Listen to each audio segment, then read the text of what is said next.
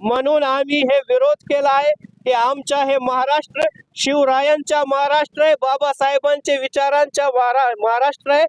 इथे काही दुसरी विचारधारा, विभाजनकारी विचारधारा चालणार नाही। म्हणून आम्ही किरीट सोमय्या साहेबांना बोलणार होते, पण पोलीस प्रशासनाने आम्हाला परवानगी दिली नाही। म्हणून काले झेंडे दाखवून आम्ही लोकशाही मार्फत जे बाबासाहेबांचे संविधानाने आम्हाला अधिकार दिला, आणि कालच बाबासाहेबांची जयंती पण झाली। बाबासाहेबांच्या आत्म्याला हे त्रास देणारी हे घटना आज भारतात घडत आहे। म्हणून आम्ही हे आंदोलन केला आणि तहसीलदार साहेबांना हे निवेदन पण देण्यात आले की म्हणून आम्ही हे विरोध केला आहे की आमच्या हे महाराष्ट्र शिवरायांचा महाराष्ट्र आहे, बाबासाहेबांचे विचारांचा महाराष्ट्र आहे।